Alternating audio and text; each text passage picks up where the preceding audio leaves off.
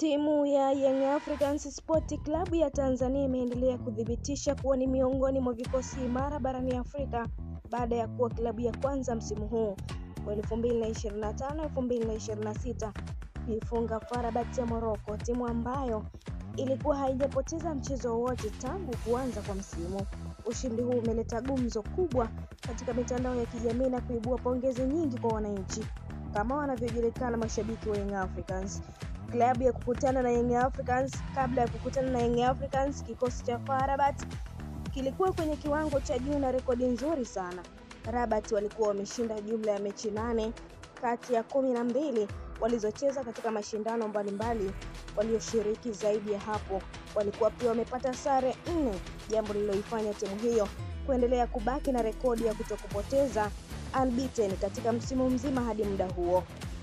Kwa takwimu hizi, FAR Rabat walionekana kama moja ya timu hatari na zenye ushindani mkubwa. Hata hivyo, Young Africans waliingia kwenye mchezo huo wakiwa na morali, maandalizi na malengo makubwa, hali iliyosaidia kupambana kwa nidhamu ya hali ya juu. Wananchi walicheza kwa kujiamini, wakisimama imara kwenye safu ya ulinzi, wakitumia kiungo chao kuongeza mchezo na safu ya ushambuliaji ikionyesha makali yaliyohitajika ili kupata matokeo. Katika mchezo huo uliosubiriwa kwa hamu, Young Africans walionyesha mchezo wenye mpangilio bora, uvumilivu na kasi walipokuwa wakishambulia. Nidhamu yao iliwalipa kwa kufanikiwa kuipatia FAR Rabat kipigo cha kwanza cha msimu, matokeo ambayo hayakutegemewa na mashabiki wengi kutokana na ubora ambao Rabat walikuwa wameonyesha kwenye michezo yao ya awali. Ushindi huo umeibeba Young Africans sio tu kwa historia ya klabu, bali pia katika nafasi yao kwenye mashindano wanayoshiriki. Wananchi Young Africans wamefanikiwa kukata unbeaten ya FAR Rabat, jambo ambalo limekuwa likizungumzwa sana kama ishara ya ukuaji na ubora wa soka la Tanzania, hasa katika ngazi ya kimataifa. Mashabiki, wachezaji na viongozi wa klabu wameonyesha furaha na kujivunia matokeo hayo, huku wengi wakiamini kuwa ushindi huo si ishara kuwa Young Africans inazidi kukomaa na kufikia viwango vya juu zaidi. Mchezo huo pia umekuwa ujumbe kwa timu nyingine kwamba Young Africans si tu timu ya kubezwa katika mashindano ya kimataifa.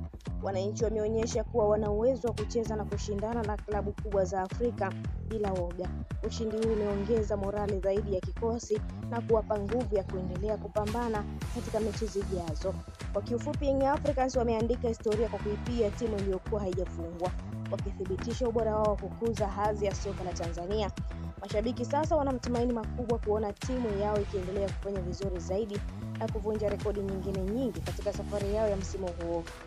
Endelea kutufuatilia mtazamaji wetu wa Neli TV, pia usisahau kulike, kushare, kucomment pamoja na kusubscribe channel yetu ili uendelee kufurahia taarifa zetu mbalimbali za michezo kutokea ndani na nje ya Tanzania. Endelea kutufuatilia kwa habari kemkem zijazo kuhusu klabu ya Simba, ambapo leo wanashuka dimbani kuwakabili Petro de Luanda katika uwanja wa Benjamin Mkapa. Ewe mwana Simba pote pale ulipo, jitekeze kushuhudia Simba Sports. Na mimi ni Sport, wakati mwingine. Bye bye na uwe na wakati mwema.